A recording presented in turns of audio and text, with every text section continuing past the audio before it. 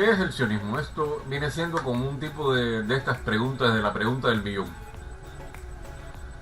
Mucha gente, sobre todo gente de la izquierda, la abrumadora mayoría, son de izquierda. Eh, Son gente que dicen combatir el sionismo, que son antisionistas, que el sionismo es malo, que el sionismo es equivalente a racismo, a fascismo, a nazismo, a todas estas cosas. Y entonces se ven todas estas imágenes que he puesto anteriormente, que hay muchísimas más, por supuesto, porque esto es una constante. Pero de toda esta gente que yo le he preguntado, a ver, si estás contra el sionismo, dime qué es el sionismo. Dime cómo surgió, su historia, y qué es el sionismo en la actualidad, cómo se manifiesta y cuál es su tesis, ¿no? Y nadie me sabe contestar nunca. Nadie. Incluso gente que yo pensé que debía estar más informada, no, sencillamente no sabe qué cosa es el sionismo. Entonces, ¿qué pasa? Para explicar bien el origen del sionismo habría que remontarse a la historia, a la época del Imperio Romano, ¿no? Cuando dominaba todo lo que era toda Europa, parte del Oriente, el Medio Oriente, el norte de África, incluyendo, por supuesto, el reino de Israel, toda la zona de Judea. Entonces voy a poner un pequeño resumen, tratando de que sea lo más claro posible. Y por supuesto es muy difícil resumir un periodo de 2000 años, de más de 2000 años, en un par de minutos. Pero bueno, es para que tengan una idea del origen del problema y de cómo surgió el sionismo. Adelante, vamos a ver un momentito.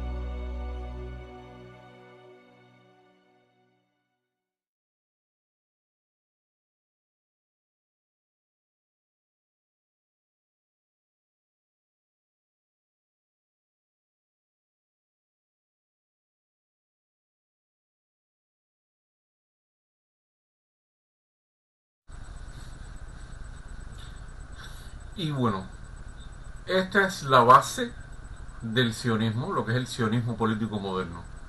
Un Estado judío para el pueblo judío, donde puede desarrollarse libremente, con sus propias ideas, con sus propias tradiciones, sin temor a discriminación, a abusos, asesinatos y a todo tipo de limitaciones. Un Estado libre e independiente judío. Esa es la idea central del sionismo. Ahora, bien, vamos a ver qué ocurre después de esto. Teodoro Herzl empieza una intensa labor política, empieza a visitar a políticos, a personalidades, a gobernantes, para tratar de convencerlos, ¿no?, del proyecto de una nación judía.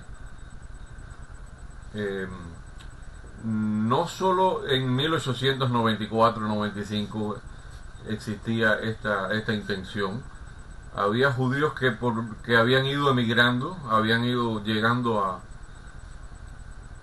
al territorio que, bueno, se conocía desde la época romana como Palestina, erróneamente, porque nunca hubo un territorio llamado Palestina, ni una nación llamada Palestina en ese lugar, es la realidad. Y entonces todos esos grupos que eran de pioneros, de gente, había movimientos como el Bilu, todo eso, que era gente que iba a pie incluso hasta allí, y entonces se iban asentando y uniéndose a la muy poca población judía que quedaba allí desde los tiempos remotos. Pero hay una cosa importante que hay que destacar. ¿Por qué Israel? ¿Por qué esta zona? ¿Por qué este lugar? Porque ahí estaba precisamente el símbolo de la unidad judía, el símbolo de su nacionalidad, de su religión, de sus raíces, de toda su historia. Todo surgió ahí.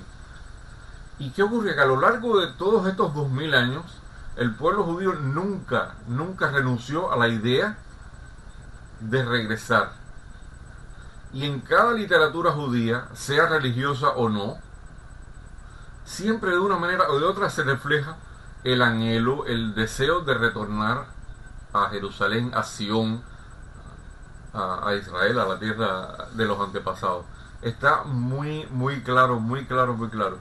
Incluso en los libros de oraciones, los libros de rezo, mencionan constantemente el asunto del retorno a la tierra prometida, Sion.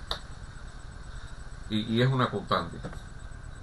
O sea que hay un vínculo que no ha ocurrido tanto en el caso de otros pueblos que sufrieron exilio. En este caso ha habido un vínculo constante, histórico, religioso, espiritual, nacional, que nunca dejó de existir el anhelo. Ahora bien, ¿el sionismo era el único? No, había otros grupos. Por ejemplo, antes del sionismo se había producido el movimiento de la Escala. La Escala, ¿qué cosa quiere decir? Ilustración. Preconizaba la ilustración de todas las capas de la población. Por supuesto, incluir a los judíos en toda la sociedad, en todas las capas de la sociedad, que fueran capaces de ilustrarse, de adquirir profesiones relevantes, de ser funcionarios públicos, primeros ministros, de que podían llegar a cualquier cosa. Pero ¿qué pasaba con la ilustración? La ilustración resumía el papel del pueblo judío como una religión. Y el pueblo judío en realidad tiene muchas más cosas que solamente una religión. Tiene muchas tradiciones, tiene costumbres, tiene un destino histórico que es lo que más lo ha unido a lo largo de los años, un destino histórico común. Hay una cosa que se llama el inconsciente colectivo, ahí está todo el... Y al reducir esto al simple papel de religión, bueno, el ciudadano alemán, el judío que vivía en Alemania era ciudadano alemán de fe judía. El que vivía en Francia era ciudadano francés de fe judía. Y bueno, mucha gente le vino muy bien esto. Pero ¿qué pasa? Que estas aspiraciones, se logró mucho, por supuesto. Se logró muchísimo. Todo venía desde la época de la Revolución Francesa. Pero los antisemitas, las grandes movimientos antisemitas que existían en Europa, sobre todo como una cosa endémica, como un mal ya enquistado ya, y la misma iglesia y gente, no estaban dispuestos siempre a ver al judío como un igual. Siempre iba a persistir el asunto de la discriminación, el recelo, la desconfianza, el odio.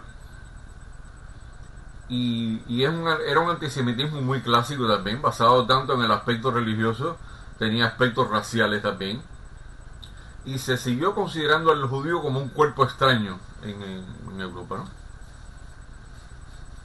Y entonces es por esto que la Ilustración no resuelve el problema, la cuestión judía. Hay otros movimientos más también.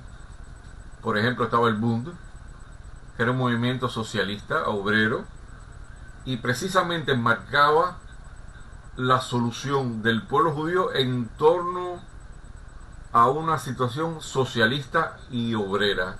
O sea, era una emancipación social, partiendo de un entorno obrero socialista, y renunciaba, por supuesto, a toda aspiración de retorno a tierra de los antepasados, a conexiones de ese tipo con tierra ancestral y con religión. Y quedaba netamente como un asunto social, y por supuesto su desarrollo sería en Europa, pues fundamentalmente en Europa Oriental. Lograr la emancipación en Europa, como ciudadanos europeos del país que fuera. Nada de religión y nada de vínculo con un país distinto del que vivían. Esto por supuesto tampoco resolvía todo el problema, porque había el pueblo judío es bastante heterogéneo. Hay gente religiosa, gente atea, gente que está unida solo por esas costumbres, no tanto por las costumbres, porque hay gente que no las practica, pero sí por la conciencia de que eres judío. A la vez que yo tengo la conciencia de que soy judío, yo estoy unido inevitablemente a esta otra persona que es judía. Él, como yo, formamos entonces parte del pueblo judío. Vivamos donde vivamos, no importa, no tiene ninguna relevancia el lugar donde se viva. Entonces todas las respuestas, todos los vacíos que quedaban en estos grupos, el sionismo es el que precisamente alcanza una visión más amplia y una solución más pragmática y ya más definitiva. Y ahora bueno, vamos a ver en una segunda parte